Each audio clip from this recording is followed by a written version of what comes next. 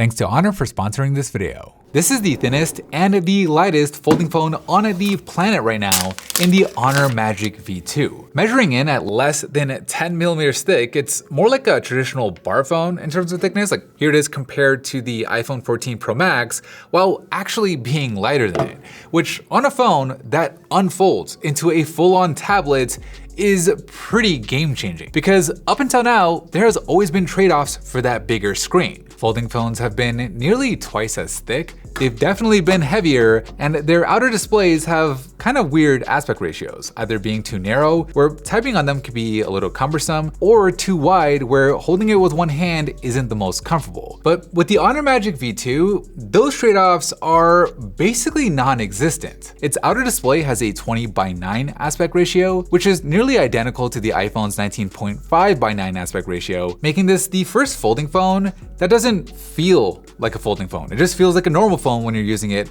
that just happens to unfold into a tablet. Now, in order to get to this record-breaking level of weight and thickness, Honor had to rethink how folding phones are made from the ground up. I mean, when this thing is unfolded, it is just 4.7 millimeters thick, where the components that are typically used in smartphones and other foldables just wouldn't be able to fit in here. Honor slimmed down the USB-C ports, the stereo speakers, there's a new wraparound antenna system, a new cooling system, a new 3-in-1 display driver, along with the second most interesting thing about this phone, and its all-new silicon carbon battery tech. This allows the phone to have a 5,000 mAh capacity, which is bigger than both the Galaxy Fold and the Pixel Fold, without making the phone itself any thicker or heavier. So with your typical lithium-ion batteries, the anode is using graphite. But with the Honor Magic V2, the anode uses silicon carbon. Silicon has the advantage of having a higher theoretical capacity than graphite in order to store those lithium ions, but pure silicon at least has the problem of causing batteries to expand. So what Honor did was design a new chemical structure where they still use graphite as a base and then add silicon to cover its surface, which solves the expansion problem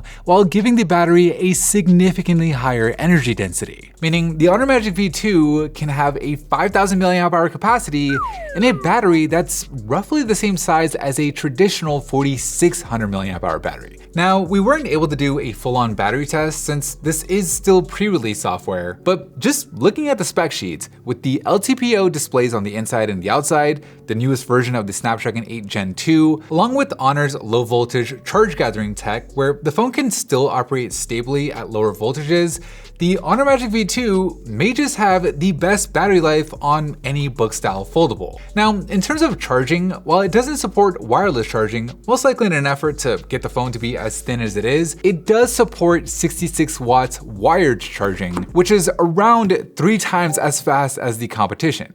Now, what brings a folding phone together, of course, is the hinge. And in order to be able to keep the weight and the thickness as low as possible, Honor opted for a titanium cover for the hinge, which not only has the benefit of being lighter, but it's also 150% stronger. For the hinge's main body, Honor is using their own proprietary steel that's 25% thinner and 20% stronger compared to the last gen, which combined helped the Honor Magic V2 get SGS certified to withstand over 400,000 folds, or the equivalent of folding the phone 100 times a day for 10 years, which is pretty good. Now, the hinge allows the phone to fold completely flat, while also reducing the crease on the inner display by 47%, to the point where you can barely see the crease on this thing. It's definitely less noticeable than on like the Galaxy Fold 5. Speaking of that inner display, the screen is 7.9 inches diagonally, so it is a bit wider than the one on the Galaxy Fold 5, and it supports up to 120 Hz with a peak brightness of 1600 nits. The outer display has a 6.4-inch screen, and probably the highest peak brightness on any screen that we've tested so far at 2500 nits. So using either of these displays outdoors shouldn't be an issue. And as a bonus, both the inner display and the outer display have stylus support, which is something you don't get on the Galaxy Fold 5, which only supports it on that inner display.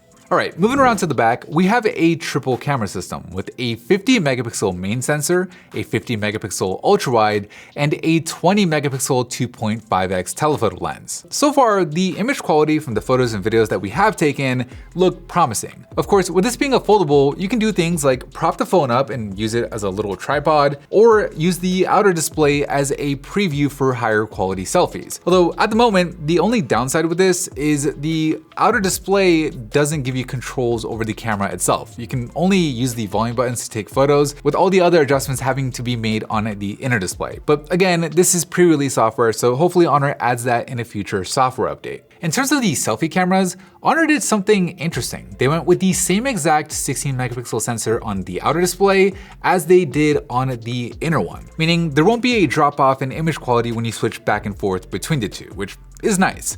And then finally, in terms of the software, we have Android 13 along with Honor's Magic OS. Coming from an iPhone, I do appreciate the fact that you can swipe down from the home screen to search through the phone.